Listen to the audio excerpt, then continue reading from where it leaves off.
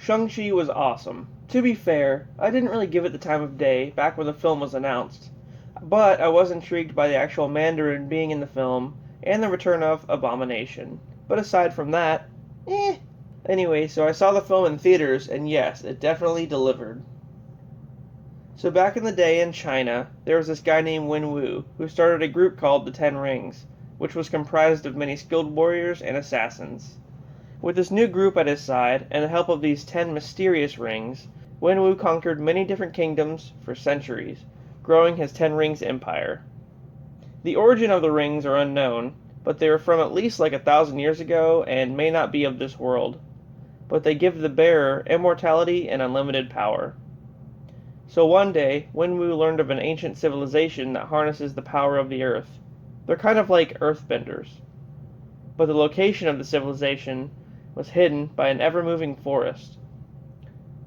However, Wen Wu finally found it, but was confronted by a woman who matched his fighting skill pretty evenly, if not more so.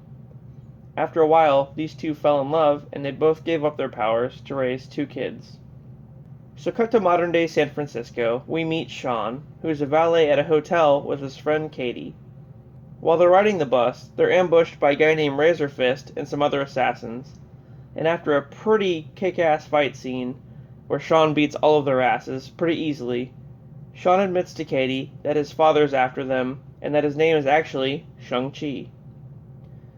They travel to Macau to warn his sister that Wen Wu is after them, and end up at some underground fight club ran by his sister. This is where we see Wong fight an Abomination.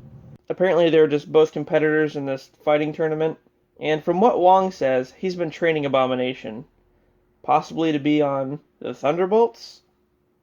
So then, anyway, Wen Wu and the Ten Rings raid the arena and capture Shang-Chi and the others. He then explains his story, that he's been known by many other names, the Mandarin being one of them, and that the guy from Iron Man 3, the Mandarin that we all know, wasn't the real him, but that was pretty obvious. We also learn that Shang-Chi's mother died long ago, and that Wen Wu wants to travel to this ancient civilization because that's where she's from, and he thinks that they're holding her captive there. So Shang-Chi refuses, and then they all get captured. So after a while, Shang-Chi and the others escape captivity, and they run into none other than Trevor, the guy who played the Mandarin in Iron Man 3. I guess that he's been captured, and he's been like his personal jester, and like puts on like performances for him and stuff. This was all addressed in a short film called All Hail to the King, which I guess is on YouTube. It's just like a Marvel short that happens in between Iron Man 3 and now.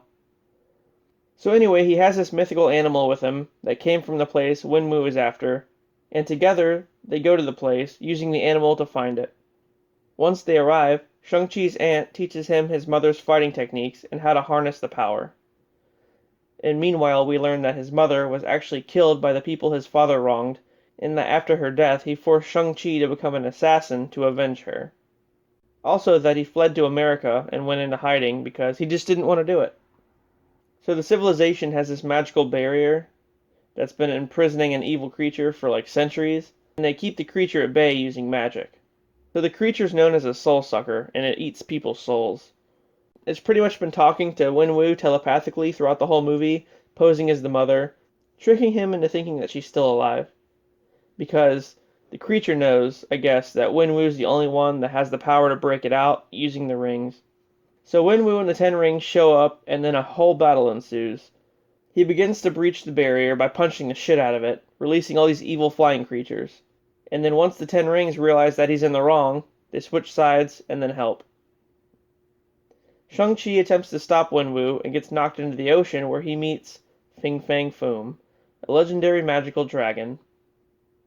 And suddenly, Wen Wu completely destroys the barrier and the Soul Sucker is released, instantly killing Wen Wu and taking his soul.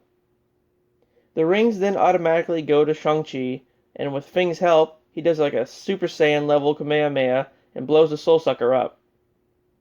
After the battle, they all return to San Francisco, and then his sister heads over to dismantle the Ten Rings organization from the ground up. Shang-Chi and Katie are summoned by Wong to head over to the Sanctum.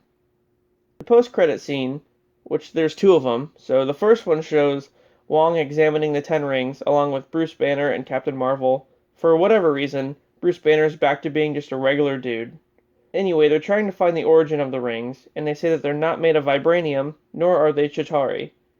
And then Wong says the rings are actually just a beacon that's drawing something big to Earth. But what the hell could it be? Galactus? Hell if I know. And then we get a second end credit scene where we learn that Shang-Chi's sister didn't actually dismantle the Ten Rings, but took it over and is running it now. The end. What a great entry for the MCU. I know initially I had my doubts, but I ate my words completely. Go see this movie right now. Alright guys, I'll see you on the next one.